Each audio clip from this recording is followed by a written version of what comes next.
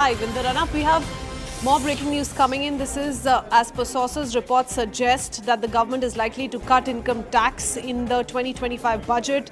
It will benefit those earning up to 15 lakh rupees a year. And sources also say that the policy is still being discussed, but cuts will benefit middle class. നിങ്ങൾ already ഇപ്പോൾ ന്യൂസിലൂടെ അറിഞ്ഞിട്ടുണ്ടാവും ഇന്ത്യയിൽ ടാക്സിൽ വരാൻ പോകുന്ന മാറ്റങ്ങളെക്കുറിച്ച്. ഇപ്പോൾ GST റൂൾസിൽ വന്ന മാറ്റങ്ങളെക്കുറിച്ച് നമ്മൾ already അറിഞ്ഞിട്ടുണ്ടാവും. ഇപ്പോൾ 2017 നമ്മുടെ രാജ്യത്തിൽ GST ഇൻട്രൊഡ്യൂസ് ചെയ്തപ്പോൾ പറഞ്ഞത് ഇങ്ങനെയാണ്, 1 നാഷൻ 1 ടാക്സ് റേറ്റ്. പക്ഷേ ഇപ്പോൾ നിങ്ങൾ നോക്കിയേ, പോപ്കോണിൽ തന്നെ നമുക്കിപ്പോൾ 3 ടാക്സ് റേറ്റ് ആണുള്ളത്. ഇപ്പോൾ നോർമൽ പോപ്കോൺ ആണെങ്കിൽ 5% ടാക്സ് റേറ്റ് ആണുള്ളത്. ഇനിയിപ്പോൾ അതിൽ കുറച്ച് ഉപ്പിട്ടുണ്ടെങ്കിൽ 12% ടാക്സ് റേറ്റ്. ഇനി കുറച്ച് കാരമൽ ആഡ് ചെയ്താൽ 18% ടാക്സ് റേറ്റ്. ഇപ്പോൾ സെക്കൻഡ് ഹാൻഡ് കാർ വാങ്ങുവാണെങ്കിൽ 18% GST. ഇനി നമ്മൾ ബുക്സ് വാങ്ങുവാണെങ്കിൽ 0% GST. പക്ഷേ ഈ പഠിച്ച കാര്യം നമുക്ക് എവിടെയെങ്കിലും ഒന്ന് എഴുതി വെക്കണം എന്ന് തോന്നി ഒരു നോട്ട്ബുക്ക് വാങ്ങിയിട്ടുണ്ടെങ്കിൽ 12% GST അടയ്ക്കേണ്ടി വരും. അപ്പോൾ EVയിലും 18% GST ഗവൺമെൻറ് സെറ്റ് ചെയ്തിട്ടുണ്ട്. അപ്പോൾ GST റൂളിൽ വന്ന മാറ്റം നിങ്ങളിപ്പോൾ ന്യൂസ് വഴിയോ അല്ലെങ്കിൽ സോഷ്യൽ മീഡിയ ട്രോൾസ് വഴിയൊക്കെ എന്തായാലും അറിഞ്ഞിട്ടുണ്ടാവും. ഇനിയിപ്പോൾ നിങ്ങൾ ഇന്ത്യയിൽ ഇപ്പോൾ ഒരു മിഡിൽ ക്ലാസ് ഫാമിലിയാണ് ജനിച്ചത്, അല്ലെങ്കിൽ ഒരു മിഡിൽ ക്ലാസ് ആയിട്ടാണ് നിങ്ങൾ ജീവിക്കുന്നതെങ്കിൽ നിങ്ങളുടെ മുകളിലാണ് ഗവൺമെൻറ് ഫുൾ പ്രഷർ ഇടാൻ പോകുന്നത്. അപ്പം നിങ്ങൾ ശ്രദ്ധിച്ചിട്ടുണ്ടോ, ഇന്ത്യയിൽ നിങ്ങളിപ്പോൾ ഒരു മിഡിൽ ക്ലാസ് ആണെങ്കിൽ നിങ്ങൾ ഗവൺമെൻറ് സൈഡിൽ നിങ്ങൾക്ക് എന്തെങ്കിലും ഒരു കൺസിഡറേഷൻ നിങ്ങൾക്ക് ലഭിക്കാറില്ല. മറിച്ച് നിങ്ങളിപ്പോൾ ഒരു ലോ ക്ലാസ്സോ അല്ലെങ്കിൽ ഒരു ഹൈ ക്ലാസ് ആണെങ്കിൽ നിങ്ങൾക്ക് ഗവൺമെൻറ് സൈഡിൽ നിന്ന് കൺസിഡറേഷൻ ലഭിക്കും. അപ്പോൾ ഫുൾ ബർഡൻ ഗവൺമെൻറ് മിഡിൽ ക്ലാസ്സിലേക്കാണ് ചുമത്തുന്നത്.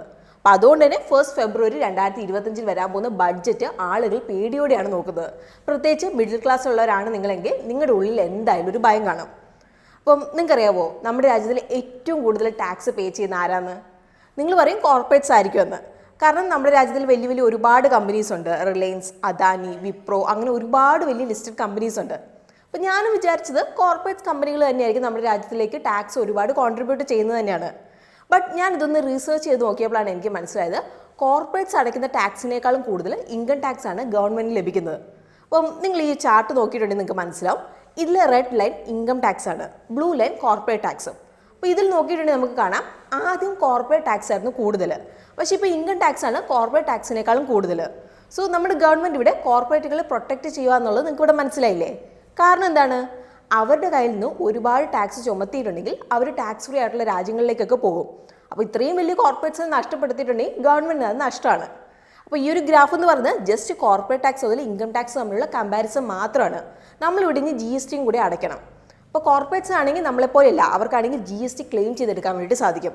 പക്ഷെ നമുക്കത് സാധിക്കില്ലല്ലോ. അപ്പോൾ നമ്മളെപ്പോലുള്ള സാധാരണ ആളുകൾ ഇവിടെ ഇൻകം ടാക്സും പേ ചെയ്യണം, അതിൻ്റെ കൂടെ GSTയും പേ ചെയ്യണം. ഇനി നമ്മുടെ സാലറി നോക്കുകയാണെങ്കിൽ ഈ ടാക്സ് കൂടുന്നത് പോലെ ഒരു ഹൈക്ക് നമുക്ക് അവിടെ ലഭിക്കുന്നില്ല. അപ്പോൾ ഞാനിങ്ങനെ പറയുമ്പോൾ നിങ്ങൾ പറയും എല്ലാ രാജ്യത്തിലും ടാക്സ് അടയ്ക്കുന്നില്ല എന്നുള്ളത് പറയും, അല്ലെങ്കിൽ ഇതിലും കൂടുതൽ ടാക്സ് അടയ്ക്കുന്ന രാജ്യങ്ങളുണ്ടെന്ന് നിങ്ങൾ പറയും. പക്ഷേ നമ്മൾ അടയ്ക്കുന്ന ടാക്സിനുള്ള ഫെസിലിറ്റീസ് നമുക്ക് ഇവിടെ ലഭിക്കുന്നുണ്ടോ? ഇല്ല. പബ്ലിക് ഫെസിലിറ്റീസ് നമ്മൾ നോക്കുകയാണെങ്കിൽ നമുക്കിവിടെ കുറവാണ്. ഇവിടെ ടാക്സ് കൂടുന്നതനുസരിച്ച് നമുക്കൊരു മിനിമം സാലറി ഹൈക്ക് നമുക്ക് ലഭിക്കണം. അത് നമ്മളിവിടെ നോക്കുകയാണെങ്കിൽ നമുക്കില്ല. അപ്പോൾ കേരളത്തിൽ ഇപ്പോൾ നമുക്കൊന്ന് നോക്കുകയാണെങ്കിൽ ജീവിത ചെലവുകളൊക്കെ വളരെ കൂടുതലാണ്, അതുപോലെ തന്നെ ഇൻഫ്ലേഷനും വളരെ കൂടുതലാണ്. അപ്പം ഇന്ത്യയിൽ ഇപ്പോഴത്തെ ഇൻഫ്ലേഷൻ റേറ്റ് എത്രയാണ്? 5.48% ആണ്. അപ്പോൾ ഇതെന്ന് പറഞ്ഞാൽ ജനറൽ ഇൻഫ്ലേഷൻ റേറ്റ് ആണ്. അപ്പോൾ മെഡിക്കൽ ഇൻഫ്ലേഷൻ റേറ്റ് നോക്കുകയാണെങ്കിൽ 14%, എഡ്യൂക്കേഷൻ ഇൻഫ്ലേഷൻ റേറ്റ് നോക്കുകയാണെങ്കിൽ ഏകദേശം 11 മുതൽ 12%, ഫുഡ് ഇൻഫ്ലേഷൻ 11%. അപ്പോൾ മെഡിക്കലും എഡ്യൂക്കേഷൻ ഫുഡൊക്കെ നമുക്ക് ഒഴിവാക്കാൻ പറ്റാത്ത കാര്യങ്ങളാണ് അല്ലേ?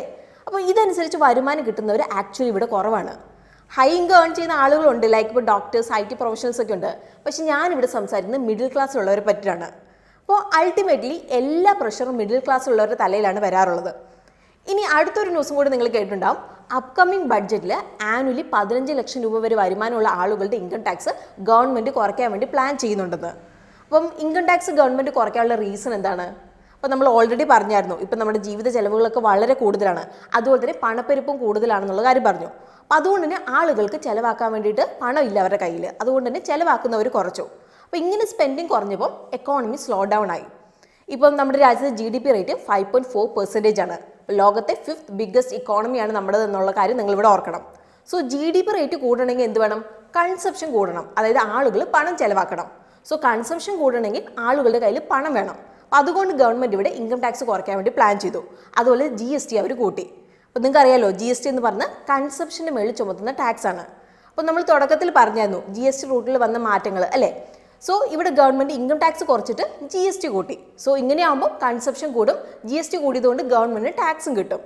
അപ്പോൾ കൺസപ്ഷൻ ബൂസ്റ്റ് ചെയ്യാനായിട്ടാണ് ഇൻകം ടാക്സ് കുറച്ചതെന്ന് ഗവൺമെൻറ് ഓൾറെഡി പറഞ്ഞിട്ടുണ്ട്.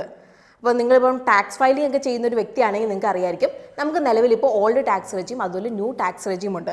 ഇപ്പോൾ ന്യൂ ടാക്സ് റെജീമിലാണെങ്കിൽ 7 ലക്ഷം വരെയുള്ള ഇൻകത്തിന് നിങ്ങൾ ടാക്സ് പേ ചെയ്യേണ്ട ആവശ്യമില്ല. പക്ഷേ ഇവിടെ നിങ്ങൾക്ക് ഓൾഡ് ടാക്സ് റെജീമിലെ പോലെ എക്സംഷൻസ് ഒന്നും ലഭിക്കില്ല. അതായത് house rent allowance, insurance, home loan പോലത്തെ എക്സ്പെൻസ് ഒന്നും ഡിഡക്ഷൻ ആയിട്ട് എടുക്കാൻ വേണ്ടിയിട്ട് സാധിക്കില്ല. അപ്പോൾ ഇവിടെ ടാക്സ് പേയേഴ്സിന് ഏത് വേണമെങ്കിലും ഓപ്റ്റ് ചെയ്യാം, അതായത് ഓൾഡ് ടാക്സ് റെജീമോ ന്യൂ ടാക്സ് റെജീമോ. ഇപ്പോൾ 2020 ഇൻട്രൊഡ്യൂസ് ചെയ്ത ന്യൂ ടാക്സ് റെജീം ആണെങ്കിൽ റേറ്റ് കുറച്ച് കുറവായിരിക്കും, പക്ഷേ നമുക്ക് ഇവിടെ എക്സംഷൻസ് ലഭിക്കില്ല. അപ്പം ഇവിടെ ന്യൂ ടാക്സ് റെജീമിൽ 3 ലക്ഷം മുതൽ 15 ലക്ഷം വരെയുള്ള ഇൻകത്തിന് 5 മുതൽ 20% വരെ ടാക്സ് ചെയ്യും. അപ്പോൾ അതിൽ കൂടുതലാണെങ്കിൽ 30%. അപ്പോൾ ഇതാണ് ഗവൺമെൻറ് ഇപ്പം 15 ലക്ഷത്തിലേക്ക് കൊണ്ടുവരുന്നത്. നമ്മുടെ രാജ്യത്തിൽ ഇൻകം ടാക്സിൻ്റെ ഒരു മെയിൻ പോർഷൻ വരുന്നത് കുറഞ്ഞ 10 ലക്ഷം വരെ ഇൻകം ഏൺ ചെയ്യുന്നവരുടെ കയ്യിൽ നിന്നാണ്. അതാണെങ്കിൽ 30%ലാണ് ടാക്സ് ചെയ്തേക്കുന്നത്. അപ്പോൾ ഇങ്ങനൊരു ടാക്സ് കട്ട് വന്നിട്ടുണ്ടെങ്കിൽ ആളുകളുടെ പേഴ്സണൽ കൺസപ്ഷൻ കൂടും. അതുപോലെ മിഡിൽ ക്ലാസ്സിന് ഇതൊരു ആശ്വാസമായിട്ട് തോന്നിയേക്കാം. അപ്പം ഇന്ത്യൻ ഗവൺമെൻറ് GDP റേറ്റ് കുറഞ്ഞതിൻ്റെ ഒരു കാരണം central government tight monetary policy ആണെന്നാണ് പറയുന്നത്. അപ്പോൾ സെൻട്രൽ ബാങ്ക് ഏകദേശം 2 വർഷത്തോളമായിട്ട് റേറ്റിൽ ഒരു മാറ്റവും വരുത്തുന്നില്ല.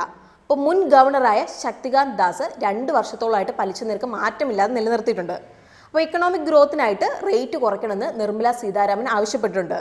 ഇപ്പോൾ റിപ്പോ റേറ്റ് കുറയുവാണെങ്കിൽ ലോൺ ലഭിക്കുന്നതൊക്കെ എളുപ്പമാവും. അങ്ങനെയെങ്കിൽ പ്രൊഡക്ഷൻ കൂടും. അപ്പോൾ പ്രൊഡക്ഷൻ കൂടുവാണെങ്കിൽ GDP റേറ്റ് കൂടും. സോ ഈ ഒരു ടാക്സ് കട്ടിൻ്റെ ഫൈനൽ ഡിസിഷൻ ആയിട്ടില്ല. അടുത്ത ബഡ്ജറ്റിലായിരിക്കും ഗവൺമെൻറ് ഇതിനെക്കുറിച്ച് സംസാരിക്കുന്നത്, അതായത് February 1, 2025. സോ ഇങ്ങനൊരു മാറ്റം ടാക്സിൽ വന്നാൽ കൂടുതൽ ആളുകളും ന്യൂ ടാക്സ് റെജീം ആയിരിക്കും ഓപ്റ്റ് ചെയ്യാൻ വേണ്ടി പോകുന്നത്. അപ്പോൾ അങ്ങനെയാണെങ്കിൽ മുന്നോട്ടേക്ക് നമ്മുടെ ടാക്സ് ഫയലിംഗ് ഒക്കെ ഈസി ആവും. അതുപോലെ തന്നെ പുതിയ ടാക്സ് ലാബൊക്കെ നമുക്ക് വരും ബഡ്ജറ്റിൽ അറിയാൻ വേണ്ടിയിട്ട് സാധിക്കും. അപ്പോൾ തീരുമാനം ഇവിടെ ഫൈനൽ ആയിട്ടില്ല. സോ വരുന്ന ബഡ്ജറ്റിൽ നമുക്ക് അറിയാം ഇപ്പോൾ പുറത്തു വന്ന ന്യൂസ് എത്രത്തോളം ശരിയാണെന്നത്. സോ ഇവിടെ ഇങ്ങനെ ഒരു ടാക്സ് കുറച്ചിട്ട് GST കൂട്ടുമ്പോൾ നമുക്ക് ഒരു ബെനിഫിറ്റ് ലഭിക്കുന്നില്ല എന്നുള്ളൊരു കാര്യം നിങ്ങൾ മനസ്സിലാക്കുക. കാരണം നമുക്ക് ബിസിനസ്സുകാരെ പോലെ GST ക്ലെയിം ചെയ്തെടുക്കാൻ വേണ്ടി സാധിക്കില്ല. സോ ഒന്ന് കുറച്ചിട്ട് മറ്റൊന്ന് കൂട്ടിയതുകൊണ്ട് നമ്മളെപ്പോലുള്ള സാധാരണക്കാർക്ക് പ്രത്യേകിച്ച് ഗുണമൊന്നുമില്ല. മറിച്ച് നമ്മുടെ വരുമാനമാണ് ഇവിടെ കൂടേണ്ടത്. അല്ലെങ്കിൽ വിദേശ രാജ്യങ്ങളെ പോലെ ഒരു മിനിമം വേജ് പോളിസി ഇവിടെ കൊണ്ടുവരണം. സോ നിങ്ങൾക്ക് എന്താണ് തോന്നുന്നത്? ഇങ്ങനൊരു ടാക്സ് മാറ്റം വരും ബഡ്ജറ്റിൽ പ്രാബല്യത്തിൽ വരുമോ? അപ്പോൾ നിങ്ങളുടെ അഭിപ്രായം എന്താണെന്നുള്ളത് നിങ്ങൾ താഴെ കമൻസിൽ നമ്മളോട് ഷെയർ ചെയ്യാൻ വേണ്ടിയിട്ട് ശ്രദ്ധിക്കണം. സോ നിങ്ങൾക്ക് ഇതുപോലുള്ള കൂടുതൽ ഇൻഫോർമേറ്റീവ് വീഡിയോസിനായിട്ട് നമ്മുടെ ചാനൽ സബ്സ്ക്രൈബ് ചെയ്യുക. സോ നമുക്ക് പുതിയൊരു വീഡിയോ ആയിട്ട് വീണ്ടും കാണാം. അതുവരെ take care and bye from Rincy.